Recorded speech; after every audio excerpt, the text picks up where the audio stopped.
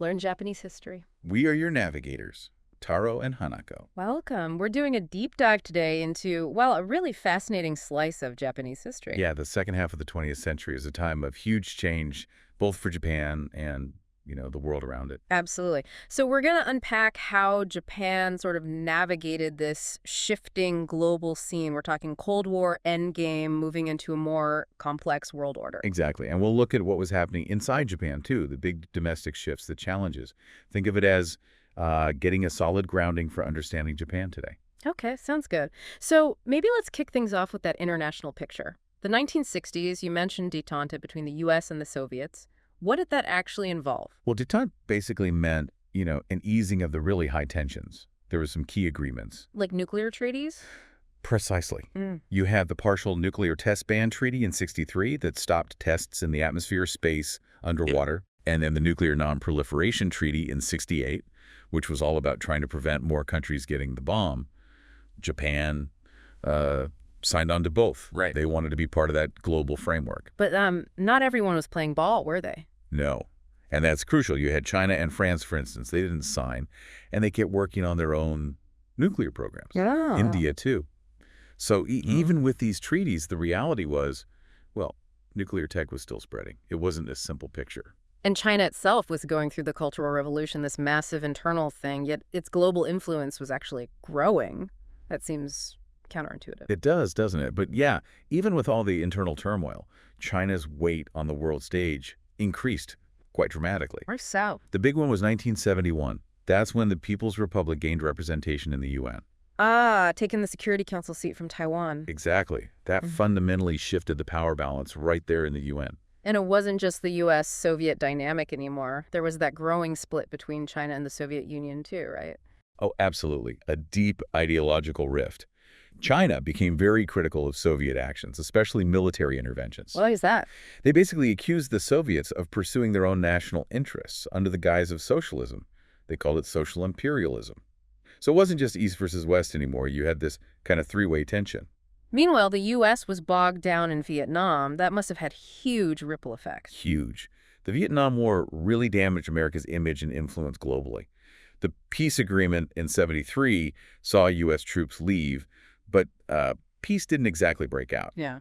No, the conflicts continued, and eventually you saw socialist governments take power in Vietnam, Laos, Cambodia.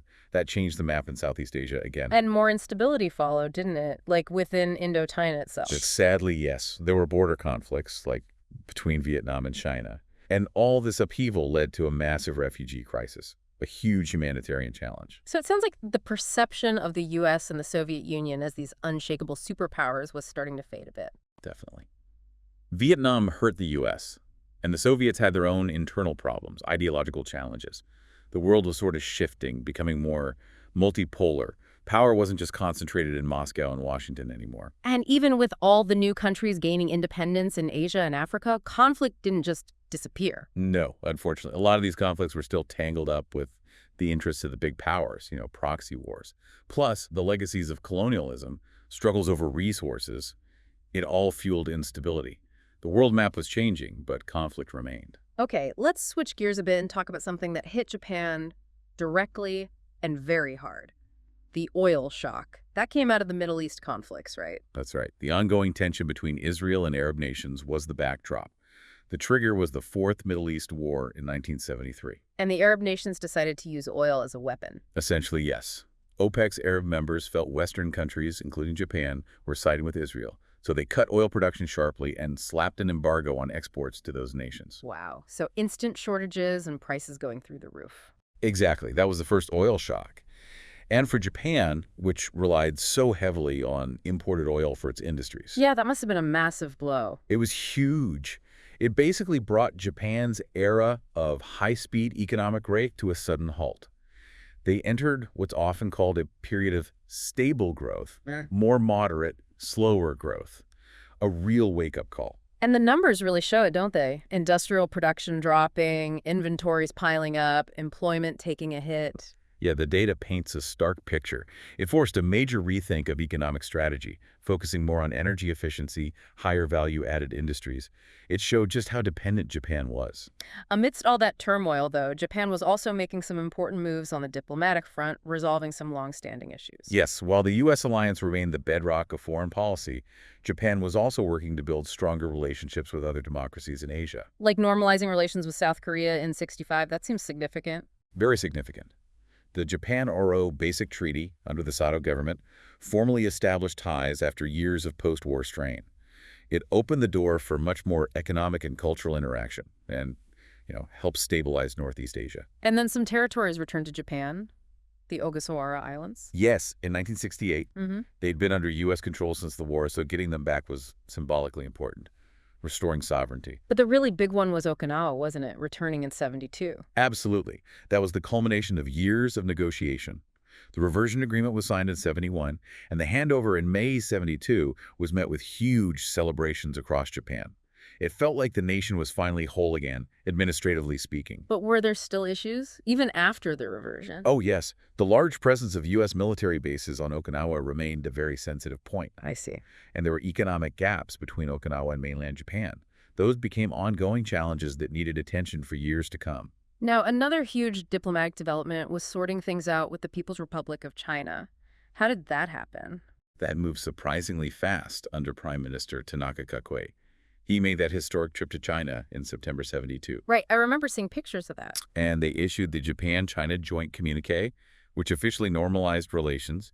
It ended decades of, non-recognition, a really bold move for the time. And this was happening just as China itself was changing direction after Mao died. Yes, after Mao's death and the end of the Cultural Revolution, China started moving towards a more pragmatic, modernization-focused path.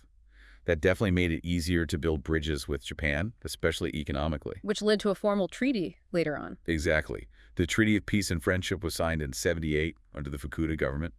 That really solidified the relationship and set the stage for much deeper economic ties. Okay, so Japan's place in the world is clearly changing. Let's talk more about its rise as an economic giant. The global economy itself was shifting too, wasn't it? The US dollar weakening? Yes, the huge cost of the Vietnam War really strained the U.S. economy. In 1971, the U.S. ended the dollar's convertibility to gold the Nixon shock, and the dollar was devalued against other currencies, including the yen. It ended up at 308 yen to the dollar. And the whole system of fixed exchange rates collapsed? Right. In '73, the world moved to a floating exchange rate system. Currency values would now fluctuate based on market forces. And the yen, reflecting Japan's economic strength, started to become more valuable. So, with this growing economic power, Japan started getting a seat at the top table internationally. Pretty much. Japan became a member of the G7, the group of 7 major industrial nations, right from the start in 1975. Being part of those summits discussing the global economy, it showed Japan's increased importance and, frankly, responsibility. And after weathering the oil shocks, Japan's exports really took off again in the late '70s. They did. Japan adapted, focused on quality and technology, and exports boomed. This led to Japan running a massive current account surplus, exporting far more than it imported. But that success caused friction, didn't it? Especially with the U.S. Oh, definitely. By the 1980s, trade friction was a major issue. U.S. industries felt swamped by Japanese imports, cars being a big one. So the U.S. pushed back. Yeah, they demanded restrictions on Japanese auto exports, and they pushed hard for Japan to open up its own markets, particularly for agricultural goods like rice, trying to level the playing field from their perspective. And it wasn't just trade, right? There was pressure on defense spending, too. Yes. The U.S. argued that as a major economic power, Japan needed to contribute more to its own defense and regional security, more burden sharing. So Japan's economic miracle was creating some complicated international dynamics. It really was. And it wasn't just the U.S., European countries, Southeast Asian nations. They also became wary about the flood of Japanese goods and the impact on their own industries. Okay, let's bring the focus back home again. After that stable growth phase, what happened in the '80s? You mentioned the bubble economy. Right. The '80s saw continued stable growth, but then from the late '80s into early '91, things really accelerated into this huge economic expansion, the bubble. And there were big policy changes then, too, like privatization. Yes, under Prime Minister Nakasone, there was a big drive to privatize state-owned giants, NTT for telecoms, Japan Tobacco, the National Railways, JNR. The idea was to boost efficiency, competition, shrink the state's role. But were there signs of trouble brewing beneath the surface of all this apparent prosperity? Oh, yes. Land prices, especially in big cities, were skyrocketing to completely unsustainable levels. That was a major worry. Plus, you had labor shortages popping up, more foreign workers coming in, and the long-term demographic issues, falling birth rate, aging population, were starting to become clear. And then, around mid-1991, the bubble burst dramatically. Yes, quite suddenly. Asset prices just collapsed, stocks, real estate. It triggered a really sharp, long recession. What did that mean for businesses and workers? Profits plunged for many companies. You saw a wave of bankruptcies, especially hitting financial institutions like securities firms. And that led to corporate restructuring. Meaning job losses. Exactly. Unemployment rose, job security weakened. It was a real shock to the system after decades of stability for many. And the government's finances took a hit, which led to tax hikes. Yeah, the recession really hurt government revenues. The consumption tax, which started at 3% in '89, was raised to 5% in '97. The official reason was funding welfare for the elderly. But many felt the timing was terrible, that it just deepened the recession. A really tough economic time for Japan, and happening just as the whole world order was being reshaped by the end of the Cold War. Absolutely. The late '80s, early '90s were just revolutionary internationally, driven by this wave of change in socialist countries. Starting with the Soviet Union itself, perestroika. Right. Gorbachev's reforms, perestroika for the economy, glasnost for openness. But by the early '90s, the economy was in deep crisis, people were demanding more change, and the Communist Party's grip just dissolved. Leading to the breakup of the USSR. Yeah, the Republic started declaring independence. And in December 1991, the Soviet Union officially ceased to exist, replaced by the Commonwealth of Independent States, with Russia as the main successor. And we saw the Berlin Wall come down, Germany reunified, just incredible moments. Truly iconic moments, symbolizing the end of that division in Europe. And socialist regimes across Eastern Europe collapsed, too. The whole map changed. But China went a different way, didn't it, after Tiananmen Square? Very different. After suppressing the protests in '89, the Communist Party tightened political control. But economically, they kept pushing ahead with reforms, opening up, embracing market principles, and that fueled incredible growth. So the Cold War standoff just ended. Effectively, yes. Russia started building closer ties with the West. That core East-West confrontation faded. But peace didn't exactly break out everywhere, did it? No, far from it. The end of the Cold War kind of lifted the lid on other tensions. You had the Gulf War after Iraq invaded Kuwait, and lots of really nasty ethnic conflicts flared up in the Balkans, the former Soviet Union, the Middle East. Ethnic issues became much more visible and violent. And Japan had its own shock with the Awan Shinrikyo attack. Yes, the Tokyo subway sarin attack in '95 was a profound shock. That, and then the 9/11 attacks in the U.S. in 2001. It showed that new kinds of threats, new kinds of instability were emerging. So in this really turbulent world, Japan's international role was also changing again. It became a huge aid donor. By '91, yes, Japan was the world's largest provider of official development assistance, ODA, pouring money into supporting developing countries. But there was pressure for Japan to do more than just write checks, right? Especially after the Gulf War, like contribute people. Exactly. The Gulf War really highlighted that. The U.S. and others were saying, look, Japan's an economic superpower. It needs to contribute personnel, too, play a role in peacekeeping and security. Which led to the PKO law. Yes, the International Peace Cooperation Law in 1992. It allowed Japan's self-defense forces, the SDF, to participate in UN peacekeeping operations for the first time, a major policy shift. Their first mission was to Cambodia, helping with elections. And back in Japan, there was the end of the Showa era. Right. Emperor Showa passed away in '89, marking the start of the Heisei era, a big symbolic moment. And politically, things were getting shaken up too. Corruption scandals. Yeah, the '90s saw quite a few scandals involving political money. Public trust really took a hit, and political reform became a huge issue. It actually caused a split in the LDP, the party that had ruled for so long.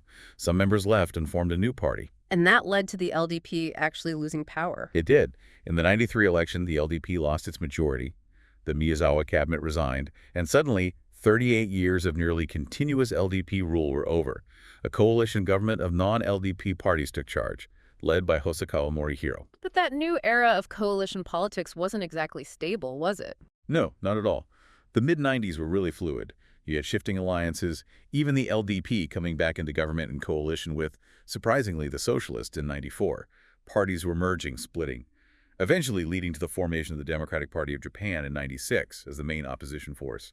The old 1955 system was gone, but the LDP often remained the central player. So moving into the 21st century, what were the big challenges facing Japan? Well, the LDP was back in coalition with Komeito. Hmm. Under Prime Minister Koizumi in the early 2000s, there was a big push for structural reform. Then 9/11 happened, and international counterterrorism became a massive global priority. And Japan got involved in those efforts. Yes. Following the U.S.-led action in Afghanistan, supported by UN resolutions, Japan passed the Anti-Terrorism Special Measures Law. This allowed maritime SDF ships to go to the Indian Ocean and provide logistical support, like refueling, for Allied warships. And participation in Iraq followed. With the Iraq War starting in 2003, Japan passed contingency laws and then sent SDF personnel to Iraq in '04 for reconstruction support, another step in evolving its international security role. Domestically, Koizumi pushed through postal privatization. That was controversial, wasn't it? It was. The idea was economic stimulus, fiscal discipline, but critics worried it would hurt services, especially in rural areas, and maybe worsen inequality between regions and income groups. And the political scene stayed pretty volatile after Koizumi. Yeah, the LDP Komeito government continued, but there was instability. The LDP actually lost the 2009 election, and the Democratic Party of Japan took power under Harayama.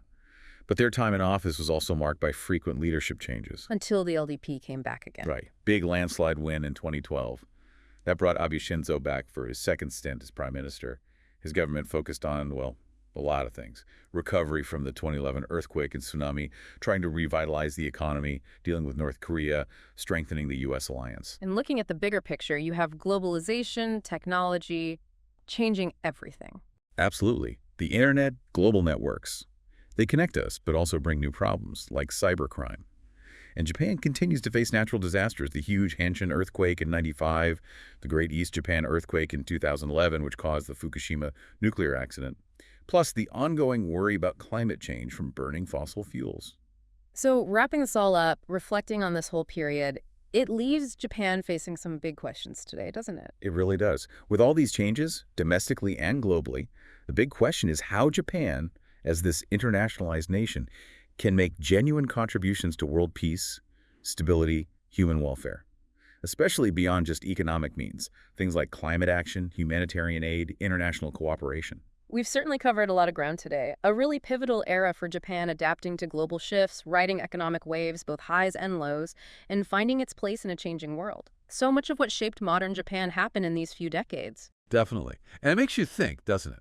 Considering everything Japan went through, the oil shock, the bubble bursting, the Cold War ending, new security threats emerging, how might all that experience, that history of navigating crises, shape Japan's approach to the massive global challenges we're all facing right now? Things like climate change or the current geopolitical tensions, maybe the next big economic shock. It's something to ponder.